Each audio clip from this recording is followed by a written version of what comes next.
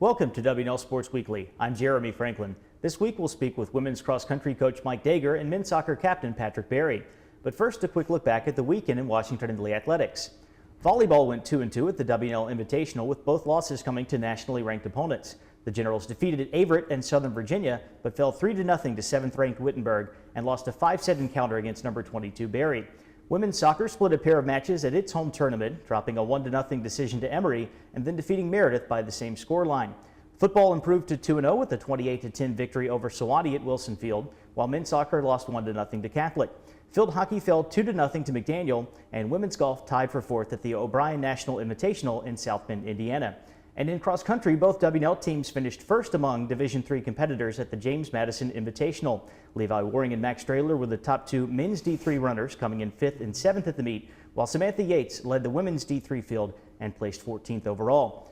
I'm joined now by women's cross country coach Mike Dager. Mike, welcome back to the show. Thanks for having me, Jeremy.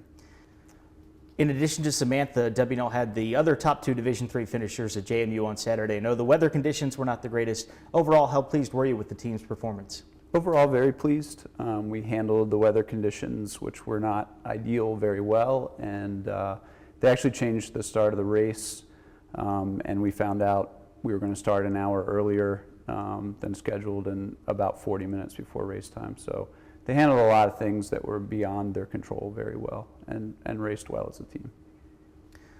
You also had a few runners compete at the ODAC preview at Bridgewater on Friday. One of your October meets is at the regional venue at Shenandoah. How can W&L benefit from running regular season races on those postseason courses? Sure, I think it's really important for us to get to those courses throughout the regular season.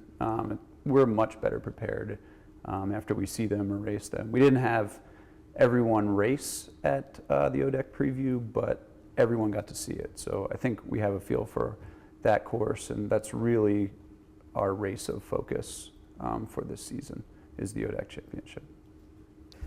This is still a very young team. 2/3 of your roster is comprised of underclassmen. With that in mind, how important is the leadership of your captains?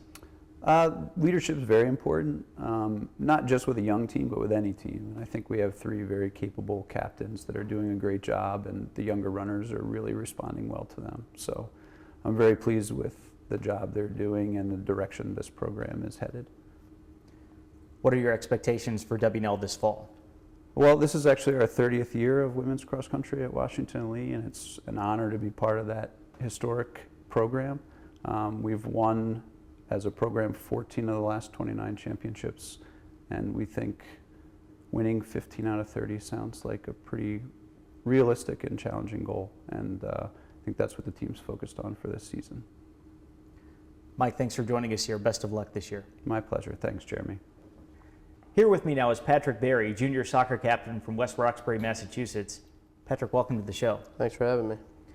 The Generals are 2-2-1 on the season. What have the first 5 matches told you about where the team stands as you get set for ODAC play? Well, obviously through 5 matches, we would rather have 5 wins, but we have learned some good things about the team with bringing in a bunch of young players. We're still figuring out our roster and the rotation, but we can tell the whole team is poised to have a great year. We're all on the same page that with hard work and dedication, I mean, we can work towards our goal.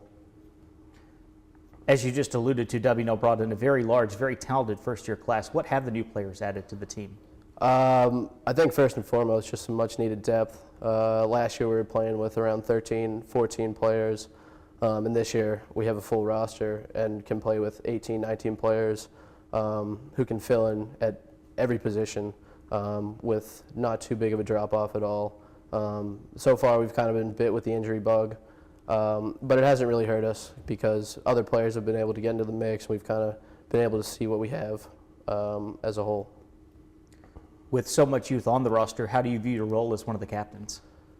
A huge role. Me and my other 2 co-captains are really on the same page that we need to set a tone for this year, and we need to work towards our goal and to show that through our play, both on and off the field.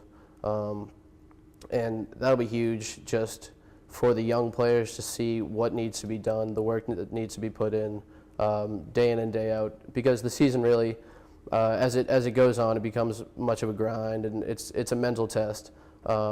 And I think with the right mentality shown from our leadership, I think that will be huge for us. I know one of the Generals' goals is to compete for an ODAC championship. What does W&L need to do to make that happen? I think it's just put in the work every day, and not just put in the work, but to get better every day, and not to take any steps back, and just take it day by day, because we really want to be clicking on all cylinders by the time the ODAC tournament comes around, and use this conference play to kind of get a test and gauge where we are at in the conference, and see what we need to do when the conference tournament comes around. Patrick, thanks for joining us. Best of luck this fall. Thank you. It's time now for a look at the upcoming weekend. Women's soccer opens up ODAC play on Friday with a home match against Randolph, while the volleyball team will face the Wildcats on the road. Saturday's action features a rematch of last year's ODAC volleyball championship as the Generals visit Lynchburg. Elsewhere, men's soccer plays its first conference match at Bridgewater, and field hockey visits 16th-ranked Christopher Newport. On Sunday, women's soccer travels to Elizabethtown. Also this weekend, men's and women's tennis begin the fall season at the Mary Washington kickoff, while men's golf travels to Memphis for the Rhodes Fall Classic. And looking ahead to Monday, field hockey will play host to Catholic at the W&L Turf Field. For W&L Sports Weekly, I'm Jeremy Franklin. Thanks for watching.